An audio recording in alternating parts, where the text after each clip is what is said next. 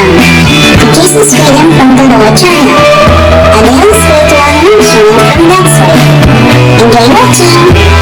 John 10:10. Jesus says, I came so that everyone would have life and have it in its fullest.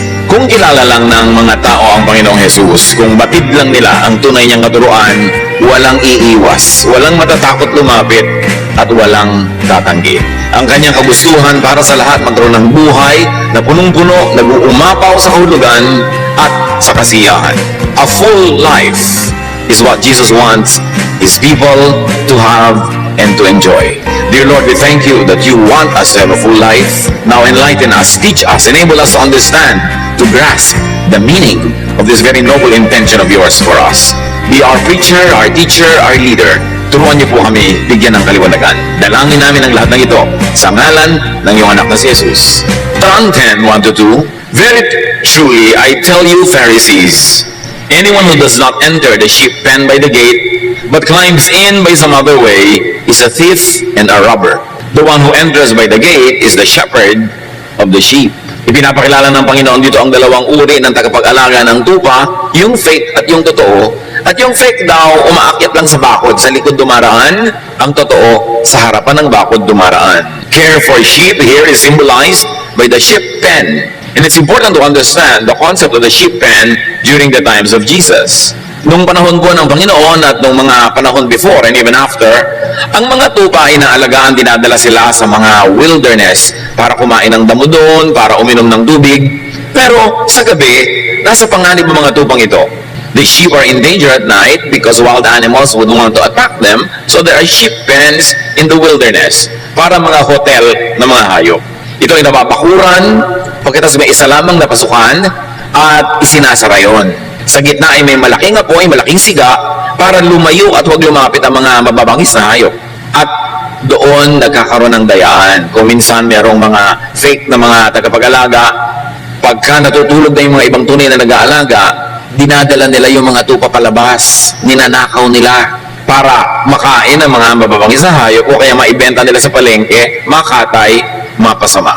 This was the sheep pen that Jesus was talking about. An enclosure in the wilderness with one gate manned by a gatekeeper. Now there are many thieves and robbers. There are many fake shepherds. At ang kanilang layunin, the objective is to deceive the sheep and lead them out to be sold or to be butchered. In other words, the intention of the fake shepherds is for selfish gain. Gusto silang pagtubuan, pagkakitaan, pakinabangan, yung mga tupa. So there are two types of shepherds, as Jesus teaches us. The fake shepherd, the thief and the robber. He does not enter by the gate. He enters over the fence and is not received by the gatekeeper. And then there's the true shepherd, the one who enters by the gate. At malinaw na ipinapakita dito ni Jesus na siya ang tunay na tagapag-alaga ng mga tupa, hindi yung mga huwad, hindi yung mga fake. John 10:3-5. The gatekeeper opens the gate for him and the sheep listen to his voice. He calls his own sheep by name and leads them out. When he has brought out all his own, he goes on ahead of them, and his sheep follow him because they know his voice. But they will never follow a stranger. In fact, they will run away from him because they do not recognize a stranger's voice. So the true shepherd is recognized, listened to, and followed by his true sheep. The true sheep know and recognize, and they follow the true shepherd. The true sheep also knows a stranger's voice, and they run away from and do not follow false shepherds. So kung merong totoong tagapag-alaga ng tupa, meron din mga totoong tupa siya. At yung totoong tupang kanya, kilala ang boses niya at hindi susunod sa iba. Hindi lamang may tupa na nadadaya, merong tupang tunay na anak at alaga ng tunay na tagapag-alaga at sila hindi susunod sa iba. Immediately we recognize that there are really true believers in Jesus. And the true believers in Jesus will not be deceived by the voice of false shepherds. They will have the discernment, the spirituality, the intellect, the understanding to recognize false teaching and false shepherds. Meron silang niloloob, meron silang iniisip na hindi kayang dayain ng mga magagaling magsalita, ng mga magagaling magturo dahil sa loob-loob lang nila nadadama nila kung ano ang dapat nilang sundan at ang hindi. So the true sheep follow the true shepherd. And the true shepherd and the true sheep can be known. Kaya magtataka ka, bakit naman sobrang ang linaw-linaw naman, dadaya na yung isang katuruan, may sumusunod pa. Hindi sila yung true sheep. Nakikinig sila sa mga kabalbalan ng mga false shepherds. John 10:6, Jesus used this figure of speech, but the Pharisees did not understand what he was telling them. Tulad ng madalas gawin ni Jesus, siya ay nagsalita sa talinghaga, kausap niya yung mga pariseo, yung mga religious leaders, pero gaya ng dati, hindi naman siya talaga naintindihan, hindi siya inintindi ng mga kausap niya. So the language and the story was symbolic, but it was not understood, it was not appreciated. John 10:7-9, therefore Jesus said again, very truly I tell you, I am the gate for the sheep. All who have come before me are thieves and robbers, but the sheep have not listened to them. I am the gate. Whoever enters through me will be saved. They will come in and go out and find pasture. Dahil hindi siya naintindihan sa una, inulit ni Jesus ang katuruan at mas nilinaw. Sabi niya, ang totoo, hindi naman mga gate ng mga alagaan at bahay ng hayop ang pinag-uusapan. Ako ang pinag-uusapan. Ako ang tunay na pintuan. Sa akin dadaan para magkaroon ng tunay na buhay. Buhay sa kabilang ibayo at buhay dito sa mundong ito. Ako ang dinadaanan para makalabas kayo sa pagkakakulong sa oras sa tama na at kayo makakuha ng mga damo, makain ito, mga inumin, mainom ito. Kayo ang dadaan sa akin, labas-masok kayo. Pupunta kayo sa labas para kumain, para uminom, papasok kayo sa loob para ma-protect sa mga mababangis na hayop na gusto kayong wasakin. Ako ang pintuan na yun. Lahat ng nauna sa akin ay mga magnanakaw. Sinabi ni Jesus, all who have come before me are thieves and robbers. So this is in direct reference to all the teachers and prophets and everybody who misled the people of God, who misled Israel, who misled the people of the world. Sinasabi ni Jesus, ang lahat ng nauna sa aking nangaral, nagturo, hindi sila totoo. Hindi nila kayo binigyan ng kaligtasan, hindi nila kayo binigyan ng kalayaan, hindi nila kayo binigyan ng kasiyahan. Fake sila. Laking statement ang ginawa na ni Jesus, ha? Dahil sa kanyang panahon, napakarami kinikilala ng mga tao noon na mga tunay, ng mga alagad ng Diyos. Pero sabi niya, lahat ng mga nauna sa akin na yan. Dinaya lang ang tao. Pinagsamantalahan. Ako, sabi niya, ang pintuan, ang lahat ng dadaan sa akin, palabas man o papasok, yun ang maliligtas. Maliligtas saan? Sa kapahamakan sa kabilang buhay at sa kapahamakan sa buhay na ito ngayon. Kasi sabi niya, they will come in, go out, and they will find pasture. So hindi lang one-time kaligtasan sa kabilang buhay ang pinag-uusapan kasi sabi niya, they will come in and go out. Ibig sabihin sa buhay na ito, pasok kayo, labas kayo, ako ang pinto. Sa akin kayo makakakita ng kalayaan para lumabas at sa akin hindi kayo makakita ng pinto na pwedeng pasukan para kayo ma-protect, para kayo maipagtanggol mula sa mga mandaraya, mga magnanakaw. So yung mga nauna sa akin, mga religious leader, magnanakaw yung mga yan. They are robbers, they are thieves. At hindi yun madaling tanggapin, lalo sa mga relihiyosong Israelita noong araw, na bilib sa kanilang mga religious leaders. It was a very, very revolutionary, very powerful statement for Jesus to say that everyone who has come before him was a thief. But either Jesus was lying or telling the truth. But Jesus is truth and the life. And He is the door, and He is the gate, and He is the way, and He is the light. Kaya dapat pakinggan yung kanyang sinabi. The true shepherd is Jesus and none other. And according to Jesus, all who came before Him were thieves and robbers. They were all false gates, false doors. Ang dumadaan sa kanilang mga false doors ay nakukulong lamang, at ang dumadaan sa kanila palabas ay napapahamak lamang. Both ways, pag sa mga fake doors na ito kayo dumaan, puro kalugihan. And Jesus was referring to all the false prophets and teachers whose teachings and laws never gave the sheep a full life, actually robbed people of life, and led people to destruction and damage. Tinutukoy niya mga religious leaders sa mga nauna sa kanya na kahit na sobrang relihiyon ang ginawa ng mga tao, kulang at kulang pa rin ang buhay nila, hindi pa rin sila nasiyahan. In fact, nanakawan sila ng tunay na buhay sa dami ng bawal, sa dami ng hindi pwedeng gawin, sa dami ng mga hinihingi sa kanila, sa dami ng mga batas, sa dami ng paggapos, paghusga. Ang totoo, hindi tuloy nila na-enjoy ang buhay. Napahamak sila sa pakikinig sa mga religious teachers na yon. According to Jesus, they rob people of life, or the fullness of life. They rob people of salvation from spiritual and emotional hardship, from sin and guilt. Sa katunayan, ang mga false teachers and false prophets ay madaling makilala. Habang sumusunod ka sa kanila, sumisikip ang iyong hininga. natatali, nakukulong ka. Dumadami ng dumadami ang pasanin mo sa buhay, nahuhututan ka ng todo-todo, pagkatapos nahuhusgahan ka ng todo-todo, at ang epekto ng pagsunod at pakikinig mo sa mga false teachers na ito, lagi kang guilty, lagi kang takot, lagi kang nauusig. Yun ang pamantayan kung ang sinusunod mo ay false teacher. You never have the fullness of life. You never have the promise of Jesus. You never have the will of God happening in your life. At ang dami-daming ganitong teacher sa Israel noon at kahit sa buong mundo ngayon. Ano ang pamantayan? Hindi yung galing magsalita. Hindi yung verses na sinasabi. Ano ang talab sa iyo ng katuruan? Ano ang epekto sa iyo? Ikaw ba ay lalong sumusungit? Lalo ka bang nagiging judgmental sa iba at sa sarili? Kumukunti ba ng kumukunti ang pwede mong gawin at dumadami ng dumadami ang mga bawal? Padami ba ng padami ang hinuhut-hut sa'yo? Wala nang natira sa'yo? Lagi ka bang napapagalitan, inuusig, at pagkatapos mamamatay ka lang at lahat, hindi ka pa sure kung talaga pupunta ka sa Diyos? Yun ang effect ng pagsunod sa false shepherds. Ang dami nun. Ezekiel 13:8-9. I'm going to punish those lying prophets for deceiving the people of Israel with false messages. I will turn against them and no longer let them belong to my people. Nakita niyo ang tinutukoy ng Panginoon, ng Diyos, mga sinungaling, mga bulaang propeta, na walang ginagawa kundi dayain ang mga Israelita na sobrang relihiyoso, lugi tuloy. Ng pagiging relihiyoso nila, puro bawal, puro judgment, puro guilt.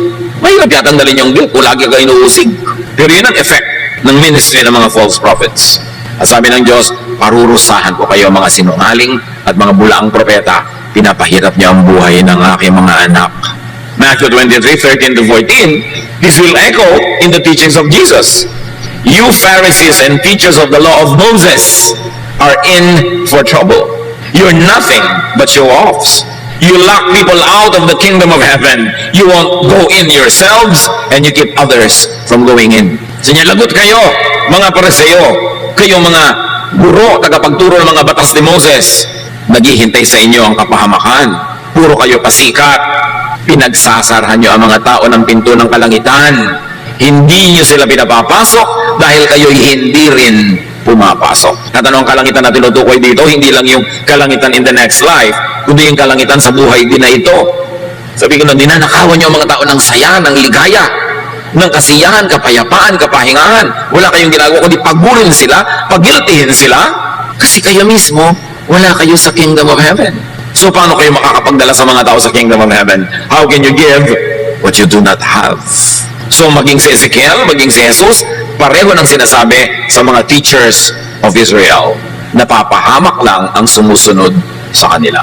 Mark 7:6-8. Jesus replied, you are nothing but show-offs. Ang kausap niya, mga religious leaders. The prophet Isaiah was right when he wrote that God had said, all of you praise me with your words, but you never really think about me. It is useless for you to worship me when you teach rules made up by humans. You disobey God's commands in order to obey what humans have taught. Ang kausap ni Jesus ay hindi yung mga satanista, hindi mga kulto, mga propeta, mga teachers of the law of Moses in the temple. And among those people, sinasabi ni Jesus, pasikap lang kayo. Hindi kayo totoo. Tama ang sinabi ng propetang si Isaiah tungkol sa inyo at sa inyong mga ninuno. Hindi kayo marapat sumamba sa Diyos. Hindi naman talaga Diyos ang iniisip nyo. Ang mga turo nyo, mga religious turo na invento nyo lang. Mga religious teachings made up and invented by humans to benefit the temple, to benefit religion and the religious leaders, and to continue to oppress and control the people. You are depriving them of heaven in eternity and heaven here on earth. Mga turo lang ng tao ang pinaghihirapan nilang sundin. Galit na galit si Jesus sa mga religious teaching na imbento lang ng tao. Tapos sinasabi, turo yun ng Diyos. Pagkatapos ang bunga sa mga sumusunod, nasasakal, nasisikipan, nalulunod, nabibigatan, nahihirapan. And possibly many who came and come after Jesus were and are also thieves and robbers. Hindi lang effective ang sinasabi ni Jesus sa mga teachers before his time, but also very possibly to many teachers after the time of Jesus on earth. In other words, may mga fake shepherds noon at ngayon. At sa buong kasaysayan ng relihiyon. Kaya ang sabi sa Matthew 7:15 ng Panginoon, watch out for false prophets. They dress up like sheep, but inside are wolves who have come to attack you. Mag-ingat kayo sa mga bulaang mga guro na nagbabait-baitan, nagbubuti-butihan, pero ang totoo ay sila yung mga mababangis na hayop na naghihintay lang ng pagkakataon para kayo salakayin at sirain. Hindi lang yun noon, hanggang ngayon. In John 10:10, Jesus says, the thief comes only to steal and kill and destroy. I have come that they may have life and have it to the full. So the effect of the false prophet in believers is that they are stolen from, they are killed and destroyed. Ang buhay nila nawawala ng kulay, ng saya, ng sigla. Pero sabi ni Jesus, alam nyo ang epekto sa inyo kung ako ang tunay nyo sinusunod? Buong-buwang buhay nyo, full color, 3D, 4D pa, masaya, payapa, tahimik. Yan ang talab ng turo ko, ang tunay na prophet, ang tunay na shepherd, sa mga tunay kong sheep na makikinig. So the fake shepherd is a thief who steals, kills, and destroys life with false and oppressive religiosity. Jesus-style spirituality sets free. Pharisee-style religiosity oppresses. So dapat, nasusukat mo. Na-o-oppress ba ako? Nabibigatan ba ako o nagagaanan? Napapalaya ba ako o natatali? Sumasaya ba ako o lumulungkot? Gumagaan ba ang pakiramdam ko o lalong bumibigat habang dumadami ang aking religious activity? Remember, Jesus' listeners were the religious and the Pharisees, not common criminals and not sinners. Ang tinutukoy ni Jesus dito ay mga mukhang tama, mga mukhang religyoso, pero sobrang ligaw. Meanwhile, the true shepherd came to give life. Not only life, but full life through correct and liberating spirituality. Remember that the spirituality of Jesus is liberating. Hindi nakakakulong, nakakasakal, kundi nakakapagpalaya, nakakapagpagaan. Because there are two types of shepherds, there are also two types of lives of the sheep. Number one is led by false shepherds. That kind of life is stolen from and robbed of spiritual fullness, of peace and joy, of rest, and of love.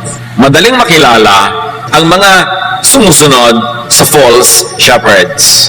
Wala silang kapayapaan, wala silang katahimikan, wala silang kapahinahan ng loob, at di sila maibigin.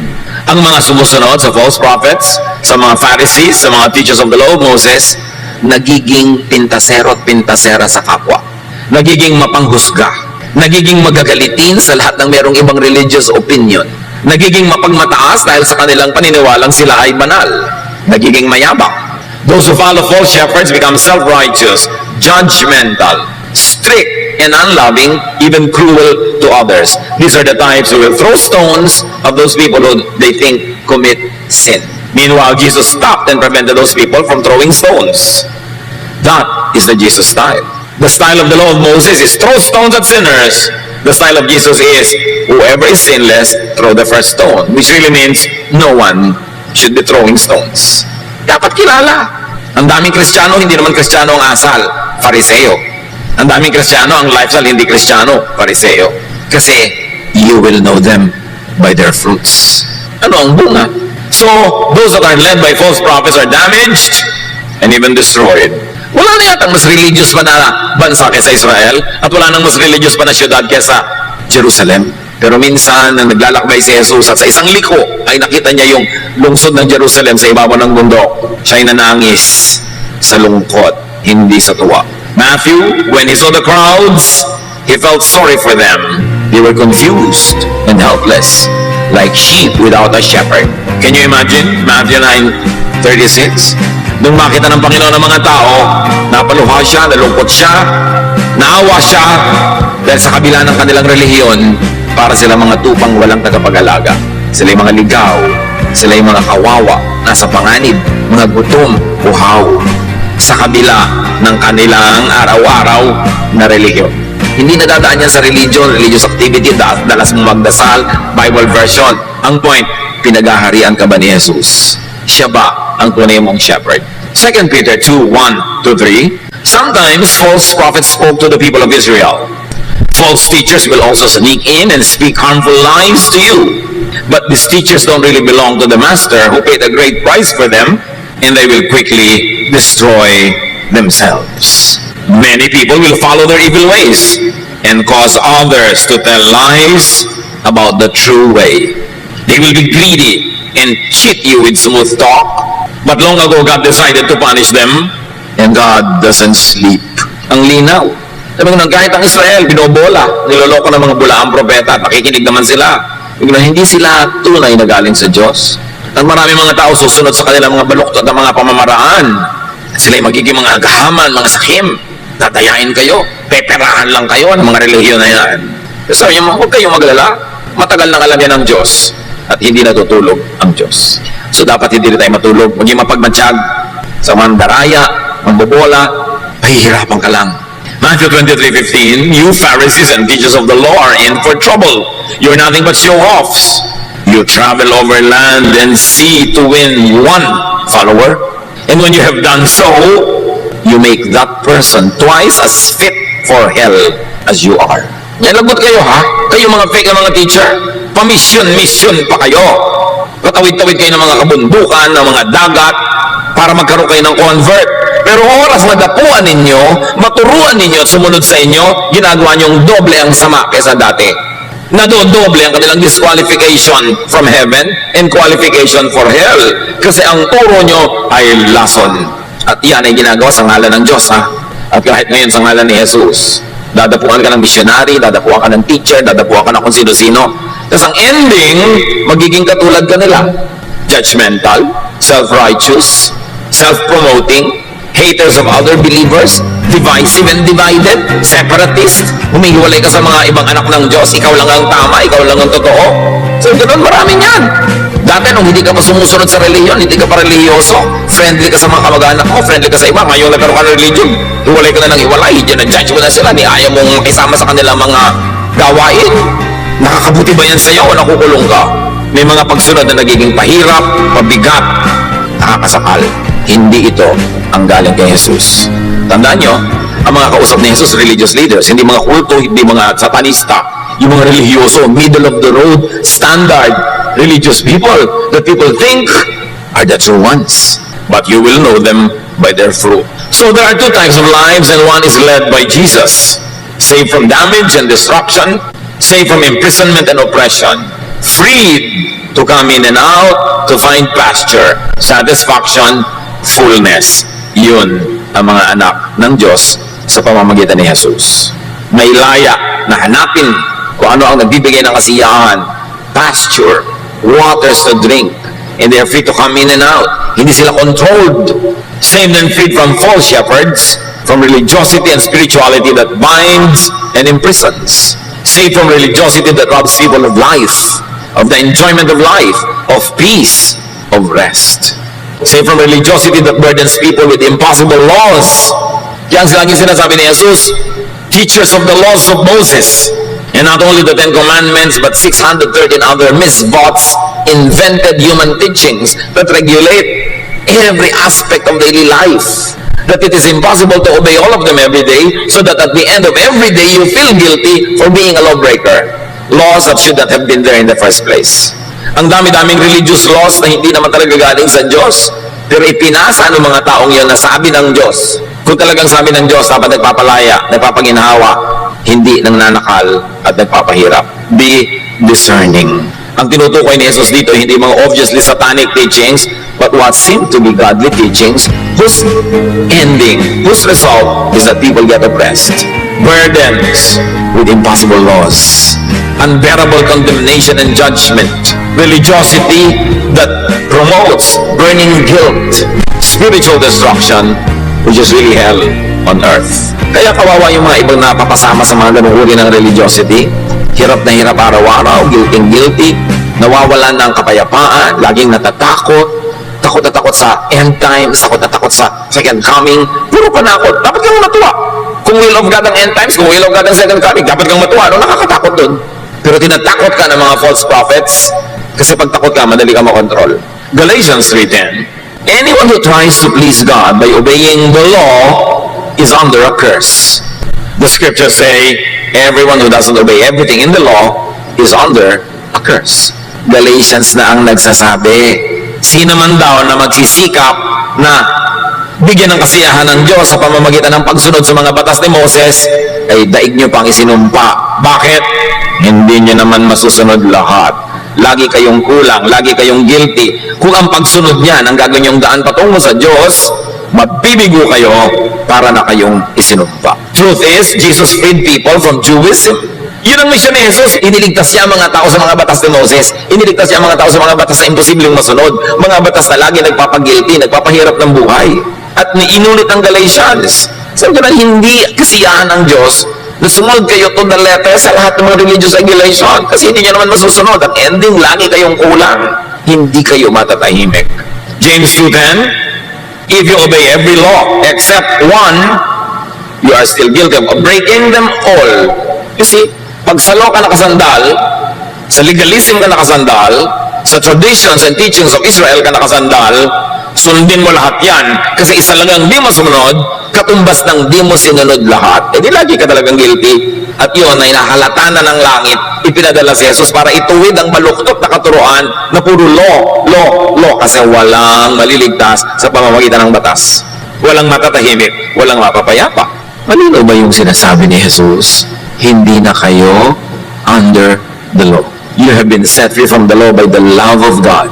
Inibig na lang kayo na walang patakaran kasi kung dadaanin sa law, walang papasa. And yet, marami sa atin laging guilty pa rin. Acts 15:10, nung may mga bagong Christian, pinipilit ng mga Jewish na naging Christian na maging Hudyo din yung mga bagong Christian na hindi naman Hudyo dati. In other words, o Gentile ka, hindi ka Hudyo, pero naging Christian ka, magpaka-Hudyo ka muna. Mga lalaki, kailangan na namang magpatuli kahit matanda na. Mga babae, sundin nyo lahat ng mga ceremonial law bago kayo maging Christian. At sabi ng Acts 15:10, now why are you trying to make God angry by placing a heavy burden on these followers? This burden was too heavy for us or our ancestors. Ang linaw, sabi ng guro, bakit nyo ginagalit ang Diyos? Na yung mga hindi Hudyong tulad natin, gagawin nyo pang Hudyo ngayon. Hudyo tayo, naging Christian. Bakit yung hindi naging Hudyo na naging Christian, gagawin nyo pa uling Hudyo? Sabi ng ganon, ang hirap maging Hudyo. Ang bigat. Hindi nasunod ng mga ninuno natin. Hindi rin natin nasunod. Tapos yung hindi na nga Hudyo, gagawin mo pang Hudyo? Hindi igagaya mo sila sa atin ng mga bigo. Mabigat ang buhay. Mahirap. At mga kapatid, hindi lang ito nung araw nung Book of Acts ay sinusulat. Ngayon din, maraming mga hindi na nga Hudyo, nag-Hudyo-Hudyuhan pa. Sumasali pa sa pagiging Hudyo, kinokopya ang mga damit ng Hudyo, mga patilya ng Hudyo, mga festival ng mga Hudyo. Eh sinabi na nga dito, tayo hindi natin nasunod dyan. Bakit idadamay pa natin yung hindi Hudyo? Ang linaw na nito, pero hanggang ngayon, ang nandudumilat ang katotohanan ito, ang dami pa rin gustong mag-Hudyo-Hudyuhan. Tatawagan kayo sa telepono, akyatin kayo sa bahay nyo, re-recruiting kayo para maging Hudyo-Hudyuhan kayo tulad nila. Ang linaw na nga ng Acts 15:10, gumawa kayo ng malaking plakad, ipakita nyo sa kanila. Sinabi na nga sa Bible yan, yung hindi Hudyo, mag-Hudyo-Hudyuhan. Kayo na naman, ganito, sasali na naman kayo. Wala ba kayo mautak? Pero di ba meron ng true shepherd, may true sheep, at meron talagang false sheep that will never follow the true shepherd. They will only follow the false shepherd. Kaya nagkakakilakilanlan kung sino ang sinusundan. Si Jesus dapat. Sinabi niya, kayong mga Pharisees kayo, may araw din kayo. Napapahamak ang mga sumusunod sa inyo. Dumadami ang mga patakaran, dumadami ang mga batas na hindi naman nasusunod, dumadami ang pagkukunwari, ang pagbabalat kayo, dumadami ang guilt. Jesus, the true shepherd, saved and saved sheep and people by taking the punishment for sin upon himself. Salvation is free, but it is not cheap. Jesus paid for all the sins of the world, and therefore there is no more necessity for anyone to go through God through the law. Jesus satisfied all the requirements of the law in behalf of those who will believe in him. Therefore, if you believe in Jesus, it's better than having obeyed all the laws. All the laws that become stepping stones to heaven become irrelevant to people who believe in the true shepherd. Because Jesus fulfilled all the requirements of the law in behalf of all those who cannot fulfill it anyway. Kaya may tagapagligtas. Siya ang sumunod, siya ang umako sa ating mga pagkukulang. Kaya pag naniniwala ka kay Jesus, lahat ng accomplishment niya na perfect life, perfect obedience, nagiging sa atin at hindi na tayo kailangang sumali pa sa pagpapakahirap sa pagiging Hudyo. 1 Peter 2:24, Christ carried the burdens of our sins. He was nailed to the cross so that we would stop sinning and start living right. By His cuts and bruises, you are healed. So sa perfect obedience of Jesus to God, tayo ay iniligtasan niya sa hirap ng pagsunod sa mga regulasyones. Jesus saves people by eliminating sin. One is by paying for it and by eliminating the law that makes everyone guilty or feel guilty. Dalawa ang ginawa ni Jesus para mawala ang kasalanan. Una, binayaran na niya ang lahat ng bayad para sa mga nagkasala. Pangalawa, inalis niya lahat ng law. At kung wala ng law, paano mo papabreak yun? Kung wala na yung law of Moses, paano mo papabreak? Therefore, hindi ka na magiging lawbreaker kasi inalis yung law. Dati may nakalagay, no parking. Pag nag-park ka, you become a lawbreaker. Nung inalis yung no parking sign, pinalitan ng batas, nag-park ka, nagpa-park ka pa rin tulad doon dati. Kaya lang nung araw nagkakasala ka, ngayon hindi na kasi pinalitan na yung law. Kailan may intindihan ng mga Kristiyano that we are not under the law? It doesn't mean that we will live wanton, careless lives. But we observe good manners, we observe ethics, we observe all that is admirable and needed in a civilization, but not to be saved, but because we are already saved. Not to win God's favor, but because we are already in God's favor. Gumagawa pa rin tayo ng mabuti, iniiwasan pa rin natin paggawa ng masama. Pero hindi para tayo tanggapin ng Diyos, kundi dahil natanggap na niya tayo, para naman maganda ang dating. At sa mga panahon na tayo nagkukulang, nadadapa, hindi ka magigilty na naman sobra, hindi ka maghampas ang sarili mo, magpapako ng sarili mo sa krus, kundi tatanggapin mo ang walang bayad na pagpapatawad, restoration ng Diyos through Jesus. That is salvation by grace. Pag naintindihan mo yon, mabubuhay ka in the highest possible ethical level that you can, but in all other areas where you fail, you depend on God's grace, you depend on God's kindness, and you extend that same grace and kindness to others who also fail. That's the only time when there will be peace on earth. Peace in your heart and peace among fellow humans. Yun ang mensahe ni Jesus. Galatians 5:1, Christ has set us free. This means we are really free. Now hold on to your freedom and don't ever become slaves of the law again. Don't be Jewish again. Do not imitate them again. Magiging under ka na naman ng kanilang calendar, ng kanilang festivals, ng kanilang mga rituals, mababaliwala si Jesus. Dapat dibdibin ng mga Kristiyano kung anong kahulugan nito. Jesus, the true shepherd, saved and saved sheep and people by replacing all the laws with just one. And that law is the law of love. John 13:34, in place of all the commands, I am giving you a new command. You must love each other just as I have loved you. That is the only command given by God to Jesus believers. Love others as you love yourself. And because you love others as you love yourself, you will stop being judgmental. You will not be separatist from other believers. You will be kind. You will not be a church bully, policing and watching everyone and judging everyone and punishing everyone who commits sin according to your standards. Sabi niya, hindi niyo ba naiintindihan na isang batasan ang talaga natitira? Kaya mga iba, hoy sister, Christian ka na, bakit ganyan pa yung buhok mo? Hoy, isa lang ang law-loving, may law ba against my hair? Hoy sister, bakit may tattoo ka sa leeg? Bakit may law ba dyan? Hindi ba isa lang ang law against love? Bakit ka kumakain ng dinugan? Bakit ganyan ang suot mo? Bakit nagtatrabaho kapag Sabado? Bakit ganito? Bakit ganon? Bakit ang baptismo hindi turok? Dapat turok? Bakit lubog? Bakit ganito? Bakit ilan pa ba talaga ang law ang natitira? Nakakaliwanagan ba tayo na isa na lang yan? Church, what is that law? It's a law of? Yun! Dibdibin nyo yun! Hindi yung higpigit natin sa isa't isa, bantayan ng bantayan, chismisan ng chismisan. Loving ba na magchismis? Loving ba na bulat-latin mo yung buhay ng may buhay para hanapan mo siya ng kasalanan na mailalagay mo sa bulletin board? Yan yung ginawa ng mga tao doon sa babaeng who were caught committing sin in the privacy of her house. Kinaladkad sa plaza para batuhin. Yun ang inalis na ni Jesus. Huwag kayong magbabatuhan. Hindi yan para kay Jesus. Pang-Pharisee yan. Samantalang hindi naman natin kinukonsinte at itinutulak ang isa't isa na gumawa ng kung ano-ano mga kabalbalan sa buhay. Pero sakaling nangyayari sa kanilang buhay, you extend the hand of love, the hand of forgiveness, the hand of support, the hand of restoration, not the hand of judgment, not the hand of destruction. It is not the hand of Jesus. Dapat nating laging kilalanin, kanino ba talaga ako sumusunod, sa Pharisee o kay Jesus? And that law of love, which means unconditional forgiveness and acceptance, is applied by God to all believers, to all the true sheep, through Jesus. It is now our compulsion to extend the same law of love to others. John 3:16-18, God loved the people of this world so much that He gave His only Son, so that everyone who has faith in Him will have eternal life and never really die. God did not send His Son into the world to condemn its people. He sent Him to save them. No one who has faith in God's Son will be condemned. And if we can add, No one who has faith in God's Son should condemn others. Do not burn the bridge over which you too must pass. And that is the bridge of love, the bridge of forgiveness, the bridge of unconditional acceptance of others. Do not let false shepherds rob you of life, of the fullness of life. Maraming false, kahit laging nagpe-praise the Lord. Matthew 7:21-23, Jesus speaks, "Not everyone who calls me their Lord will get into the kingdom of heaven. Only the ones who obey my Father in heaven will get in. On the day of judgment, many will call me their Lord. They will say, we preach in your name, and in your name we force out demons and work many miracles. But I will tell them, I have nothing to do with you. Get out of my sight, you evil people." Sa araw na ng paghuhukom, maraming magsasabi kay Jesus, "Uy, dapat mo kasama kami dyan sa kaligtasan na yan. Sa inyong pangalan kami nangaral, sa inyong pangalan nagpalayas kami ng mga demonyo, sa inyong pangalan nag-charity kami, nagbubuha kami ng mga kabanalan at kabaitan." Sabi ni Jesus, "Hindi ko kakilala, umalis-alis kayo sa harap ko." So hindi lahat ng sinasabi ang pangalan ni Jesus, gumagawa naman kung ano-ano sa pangalan ni Jesus, ay tunay nga. Paano malalaman?